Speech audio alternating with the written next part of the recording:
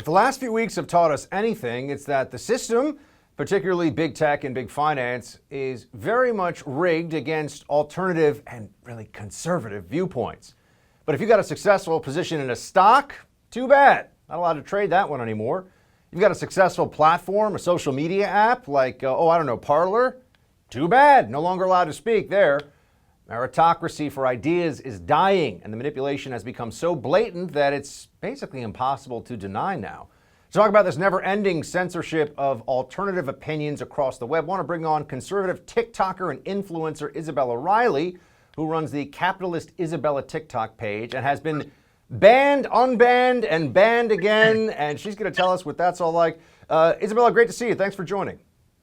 Thank you so much for having me on. It's a pleasure. So let's start with up-and-coming voices on the internet, people like you attracting a following, getting hundreds of thousands of views. We always hear from the left, it's just because, that young people like our ideas. But now we actually see that folks who are pre-millennial, whatever, I guess Gen Z, they're not allowed to share their ideas online if they're conservative. What have you been going through?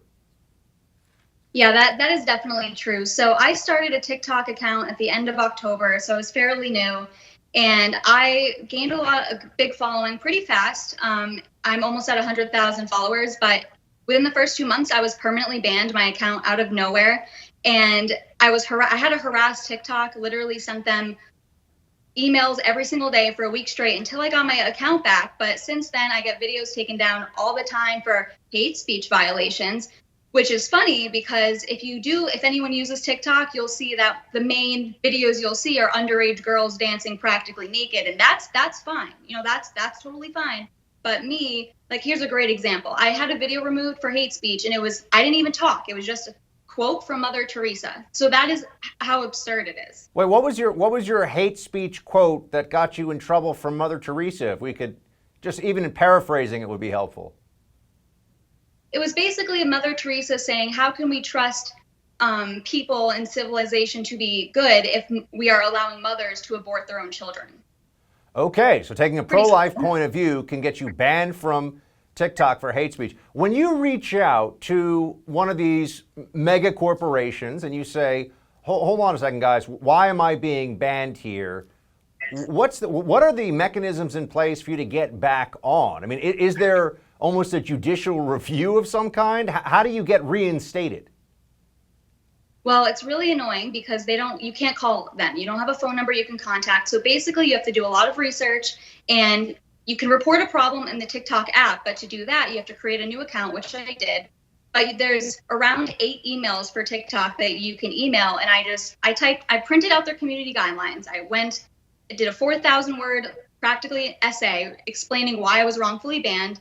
I emailed it to 8 other emails from 3 of my personal email accounts every single day until I was unbanned. And I also DM'd them on Twitter and Instagram, and I never heard back from them. I just randomly one day woke up to my account being back.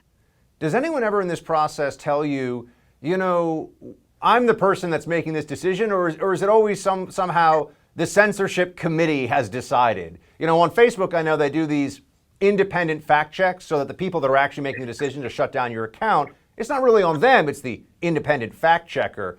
So with TikTok, is there a person who says, yeah, we think you crossed the line, or is it always the algorithm flagged you? So definitely the algorithm works against me and a lot of conservative TikTokers, but specifically what happens why you get videos taken down is because a lot of people on the left and liberals will report your videos. And that's something that they love to do. They love to brag about. I will receive a lot of comments on my videos. Oh, can't wait to reporting this. So they'll actually openly brag about how they will report your videos. And if there's a mass reporting of your video, it will be taken down. I've had videos taken down within the hour of me posting because people mass report them.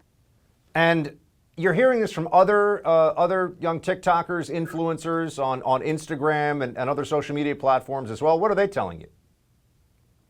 They have to go through the same thing. A lot of people complain about the whole shadow banning, which I'm fine with being shadow banned at this point as long as I'm not permanently banned from using the platform, which is sad.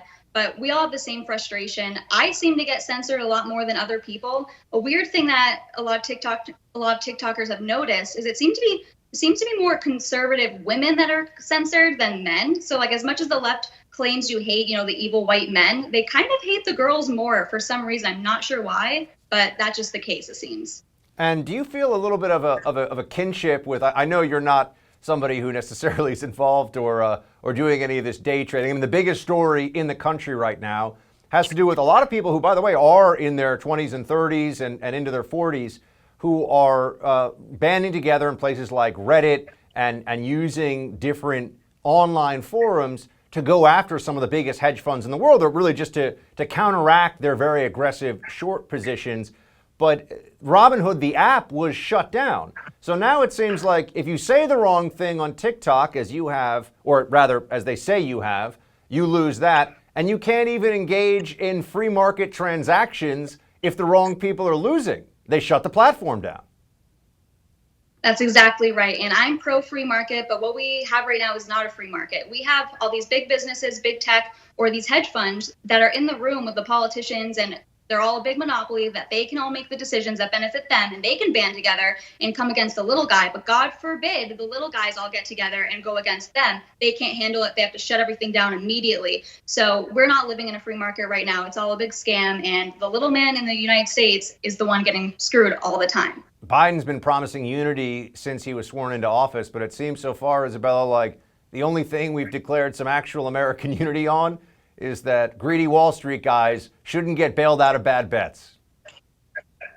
That's exactly right. And I think AOC, Alexandria Ocasio-Cortez's tweet responding to Ted Cruz yesterday, where she was like, I'm so pro-unity, I'll work with Republicans, but not Ted Cruz, because he almost had me murdered a couple weeks ago. So she is a classic example of how the left really wants unity. So they want unity. Yeah, we'll unify with people, but no, you're a Nazi, you want me murdered, and that's how they really view all of us. So they can claim that they want unity, but they really think that we're all Nazis and white supremacists, and they really want to send us to gulags and re-educate us. Isabella Riley, follow her on social media while you can, or at least follow her on the platforms where she still has access for now. Isabella, stay in the fight. We appreciate you joining us.